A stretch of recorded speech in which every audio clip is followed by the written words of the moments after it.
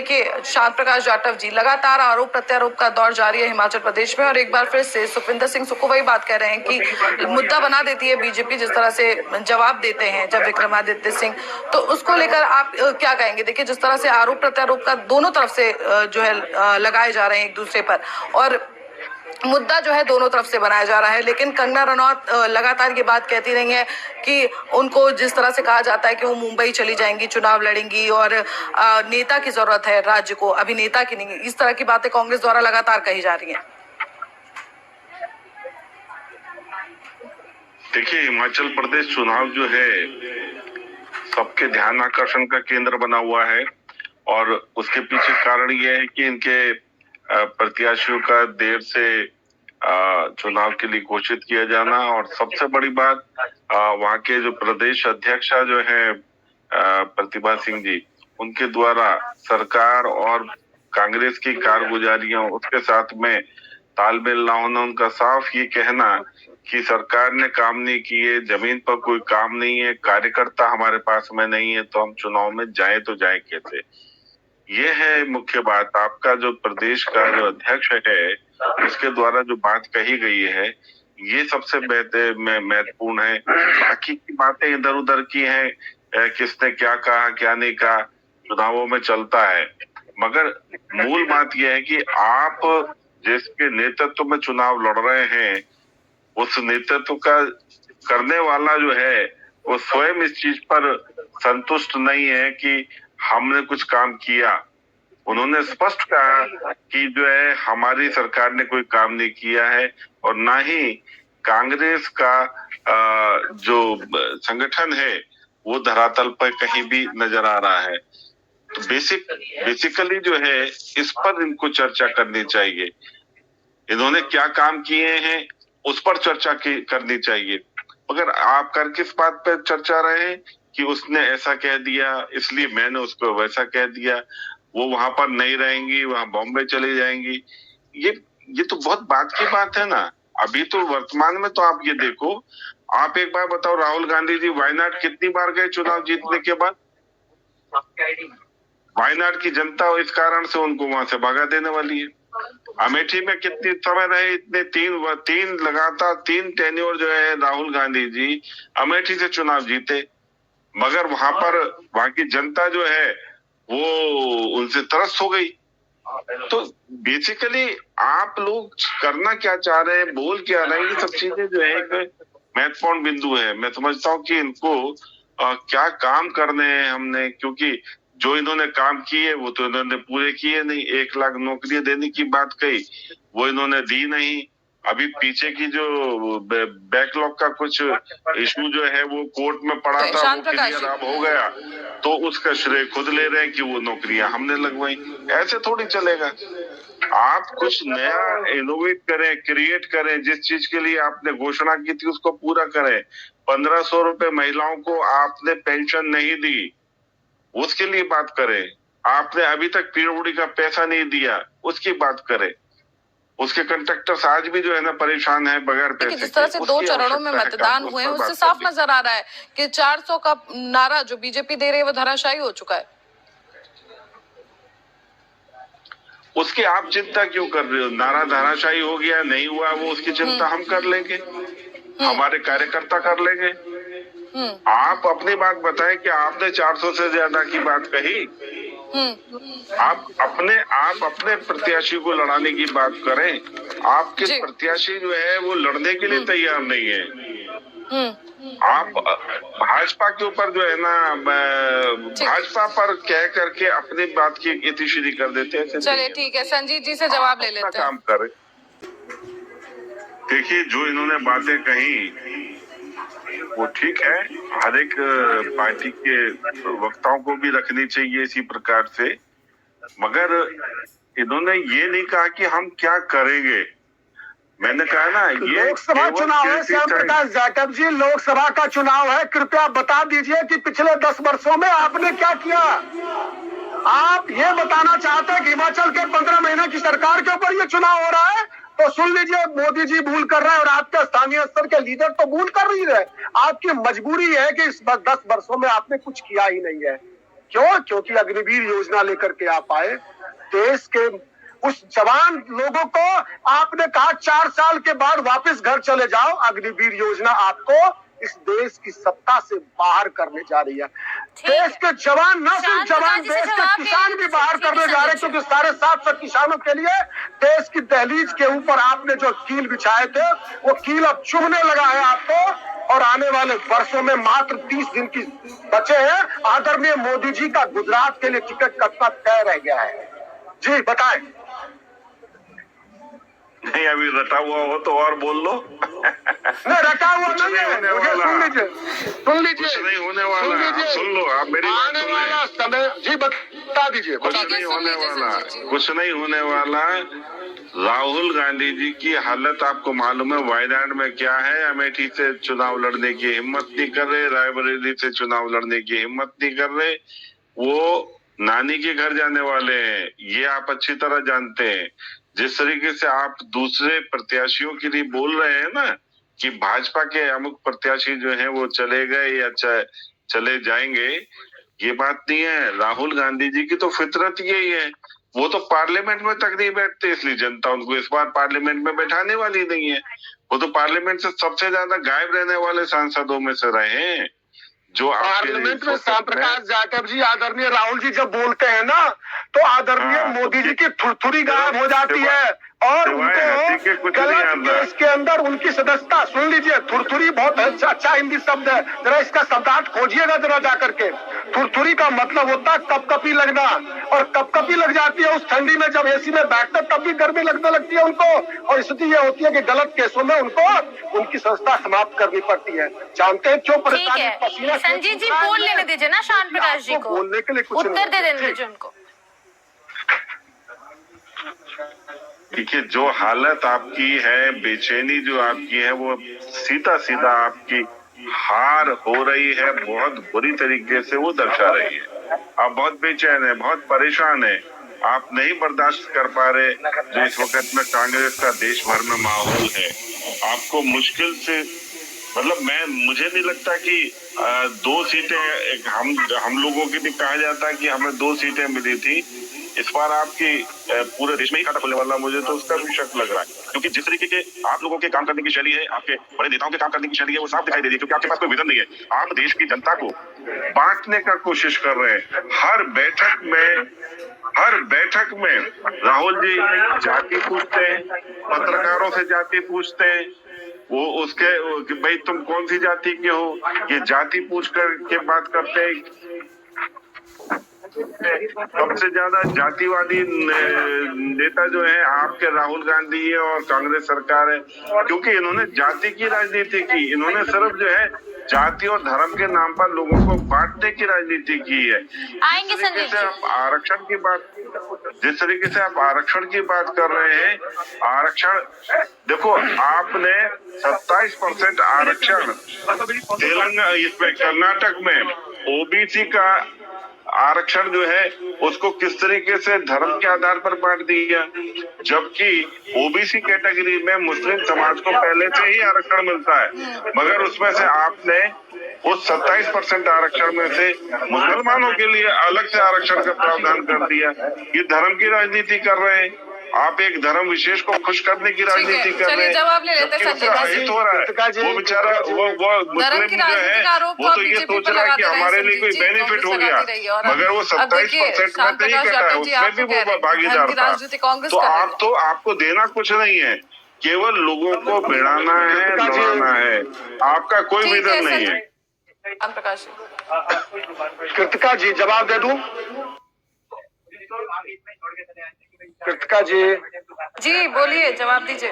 जवाब दीजिए। कृतिका जी आवाज आ रही है आपको? जी भागवत जी ने अपने बिहार के चुनाव के दौरान ये कहा था कि देश को अब आरक्षण की आवश्यकता नहीं है। ये आदरणीय मोहन भागवत जी का बयान है। तो मैं ये कहना चाहता हूं, देश के अंदर जब 30 लाख नौकरियां आपने रिक्त रख दी केंद्र सरकार की, तो आरक्षण कहां चला गया? श्यामलाल जाटव जी जरा बता दीजिएगा। एक बात। दूसरी बात, आपने कहा मुसलमानों को ओबीसी में आरक्षण दिया। आरक्षण क्यों बांटा? आप ये बताओ कि अभी आपने कर्नाटक में नहीं केवल आप सुन लीजिए ना शांत प्रकाश जी, संजीत जी की जवाब उससे बात करो। आपने 27% आरक्षण जो है जिसमें पहले से ही मुस्लिम भागीदार है वो 27% का लाभ ले रहा था, आपने मुसलमान के लिए 4% अलग से क्यों घोषित किया? बहुत बढ़िया, मैं बता रहा हूँ, धर्म के आधार पर आरक्षण नहीं दिया जाता है, ये संविधान में प्रावधान है, धर्म के आधार पर आरक्षण नहीं दिया जाता है। आपने जो ओबीसी का आरक्षण है वो 4% मुसलमानों को क्यों दिया, आप ये बताएं। सुन तो लीजिए जी बताएं। 19 आप सब सुन लीजिए, आपकी जानकारी के लिए बताता हूँ, थोड़ा सा आगे की डिबेट में अगर थोड़ा इन चीजों को पढ़ेंगे तो आसानी से जानकारी रहेगी। खैर, मैं आपको जानकारी रिकॉर्ड देख लीजिएगा, मैं जो बोल रहा हूँ उसे रिकॉर्ड में है। 1994 में एसडी देवेगौड़ा प्रधानमंत्री और कर्नाटक के मुख्यमंत्री थे। उन्होंने कर्नाटका के अंदर, आप आपकी बात करें, आपकी बात करें, सुन तो लीजिए, केरल में नहीं क्यों सुने? अरे आप आपकी बात करें, अरे क्या बात करना, आप मुझे आज की बात बताओ। आपने धर्म के आधार पर आरक्षण जो है क्यों बांटा, क्यों, किस लिए, जबकि वो आरक्षण जो है 27% का लाभ ले रहे थे। आप मुझे इस बात की बात बताएं, मुझे पुरानी बातों में नहीं जाना, आप जो वर्तमान में कर रहे हैं उसकी बात बताओ। और आप मुझे विरासत टैक्स के बारे में बताओ कि किस लिए राहुल गांधी जी देश की संपत्ति का बंटवारा मतलब आप विरासत टैक्स लगा करके, जो अगर कोई व्यक्ति मर जाएगा उसका 55% आप सरकार आप जब्त कर लेंगे। आपने क्या मतलब क्या चाहते क्या है आप और आप उस मिशन को लेकर के काम कर रहे हैं। आपने बहुत क्लियर कट करके इस चीज को उजागर कर दिया है, आपके नेताओं ने उजागर कर दिया है। इस सब के पीछे आपकी मंशा क्या है? आप देश के लोगों की जो बड़ी मुश्किल से थोड़ा बहुत संपत्ति इकट्ठा की है, आप वो छीन करके बांट देना चाहते हैं। ये कौन सा तरीका है? सुन लीजिएगा, ये देश की जनता ने आपका क्या बिगाड़ा है? ठीक है, संजीत जी को सुन लेने दीजिए। शांत प्रकाश जी, देश की जनता का बिगाड़ा है और आज फिर आप जो है ना जनता का बिगाड़ना चाह रहे हैं। गौतम जी सुन लीजिए, बहुत सुन लिया, थोड़ा सुन लीजिए। जिस प्रकार आदरणीय मोदी जी ने देश की जनता को 10 साल जिस प्रकार उल्लू बनाने का प्रयास किया ना, उनके कार्यकर्ता भी उल्लू बनाने के लिए प्रयास करते वो सीख गए। ये भाषा लेकिन आपकी देश की है, जनता उल्लू बनने वाली नहीं है। सुन लीजिए, ये भाषा आपकी है, ये भाषा आपकी है। इस प्रकार की भाषा का हमारे यहाँ पर कोई भी सम्मान नहीं और ना ही कोई इस प्रकार की भाषा बोलता। अपनी भाषा को अपने बच्चों के सामने कभी सुनाना, आपका स्तर आपके बच्चे बता देंगे कि कौन सी भाषा आप इस्तेमाल करते हैं। शांत प्रकाश जी जवाब दे दीजिए ना संजीत जी को, पूरी उनकी बात ही कर लेने दीजिए पहले, फिर इनको रोकना ना कि कौन से शब्दों का इस्तेमाल कर रहे हैं। ये इतने घटिया दर्जे के प्रवक्ता बैठा रखे, ये भाषा है इनकी। ये आप जो है ना इस प्रकार की भाषा बोल रहे हैं, देश की जनता के लिए ऐसी भाषा बोल रहे हैं। ये क्या, कौन सी भाषा आप उल्लू बना नहीं जानते क्या? आप उल्लू बनाने की मुहावरा जानते कि नहीं? अरे मैं सब जानता हूँ, मैं और अच्छे भाषा जानता हूँ। बता दीजिए, मूर्ख बनाना। आप अगर आप हिंदी नहीं आती आपको हिंदी नहीं आती, सुन लीजिए गौतम जी, अगर आपको हिंदी नहीं आती मेरी जिम्मेदारी नहीं है। भारतीय जनता पार्टी, सुन लीजिए, अगर आपको हिंदी नहीं आती, आपको हिंदी नहीं आती, आपको हिंदी नहीं आती, मोदी जी को हिंदी नहीं आती, मेरी जिम्मेदारी नहीं है। ठीक है, चर्चा में आगे बढ़ेंगे लेकिन उससे पहले आपको सुना देते हैं प्रदेश। जवाब ले लेते हैं ना, 10 सालों में क्या कुछ किया है शांत प्रकाश जी से, जवाब दे दीजिए शांत प्रकाश जी। तो बता